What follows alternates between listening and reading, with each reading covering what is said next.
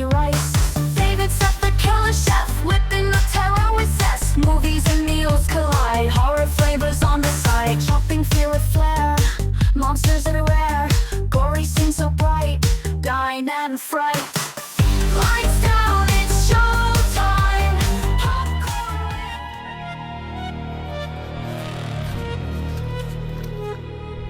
Out here at Camp Arawak, 1983, the counselors are questionable, the shorts are way too tight, and the accents are anything but. This is Sleepaway Camp.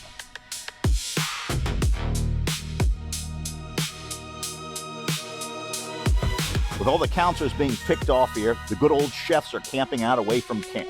In order to survive, we need the essentials. Campfire? Check. Sleeping bag? Check. Counselor's last meal? Check.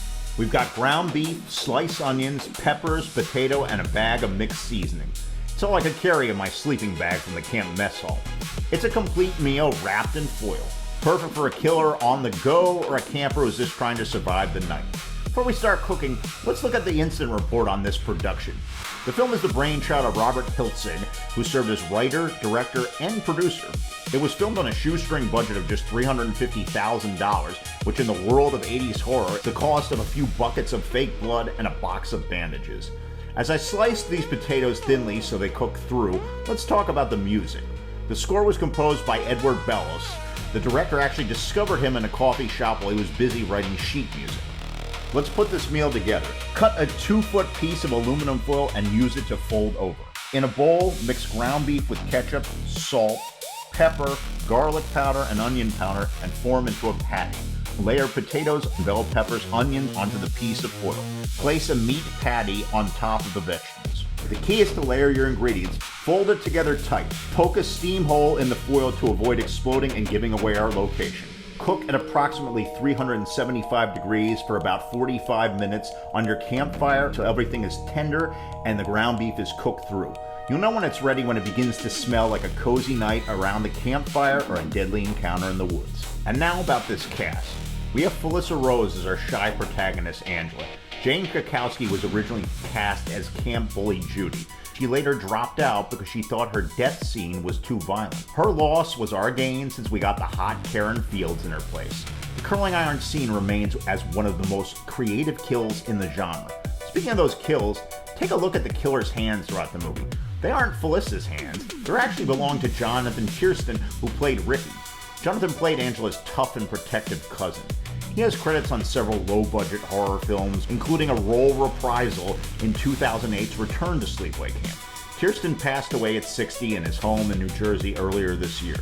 Other notable talents were Desiree Gold, who played the rather strange Aunt Martha, Christopher Collet, known for starring in 1984's Firstborn and 1986's The Manhattan Project.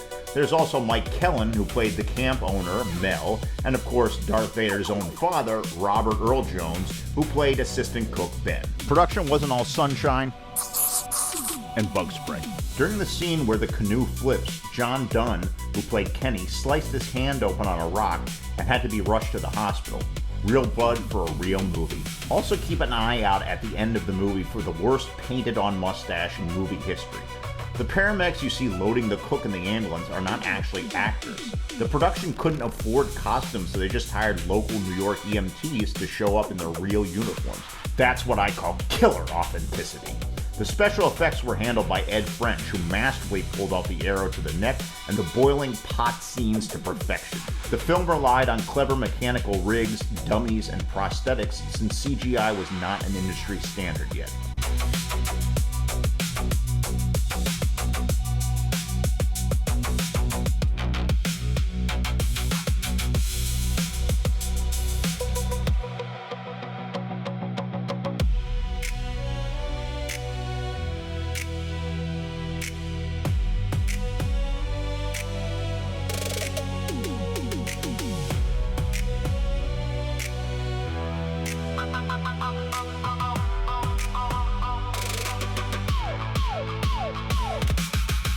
We can't talk about Sleepaway Camp without mentioning the ending.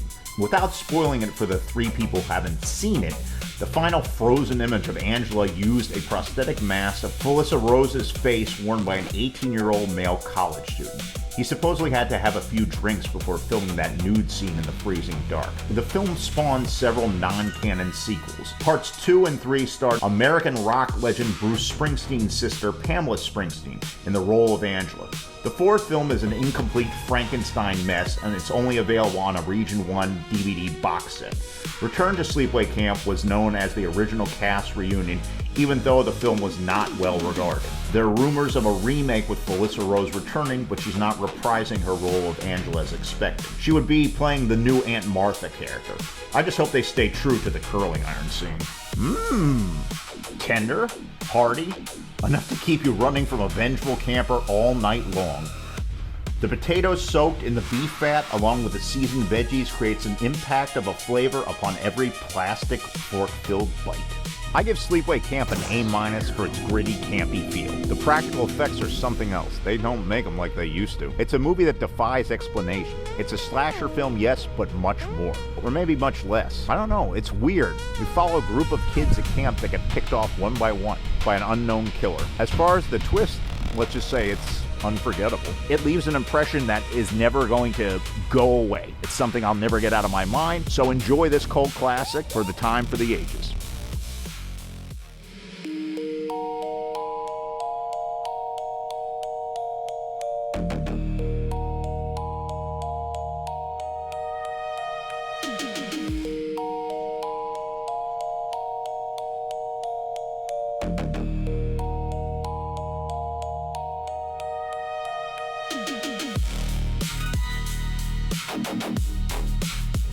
Hit the subscribe button and notifications to stay up to date.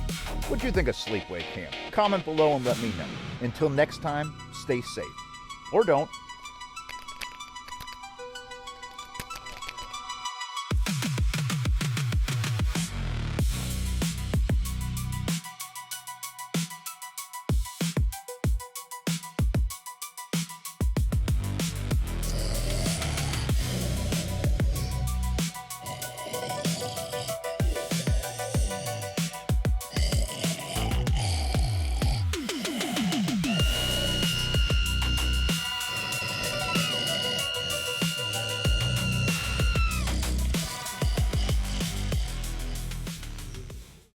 Lights down, it's showtime. Popcorn with a twist of grime. Creepy cocktails here to start. Cuisine and art. Cooking up some fright in the kitchen light. Loving up some fright, making spooky rice. David set the killer chef, whipping up terror with zest. Movies and meals collide. Horror flavors on the side. Chopping fear with flair. Monsters everywhere. Gory scenes so bright, dine and fright. Lights down, it's showtime. Popcorn with a twist of grime. Creepy cocktails here to start. Cuisine and art, blending fear and spice. Creatures in the rice, serving with a scream, a chef's dream.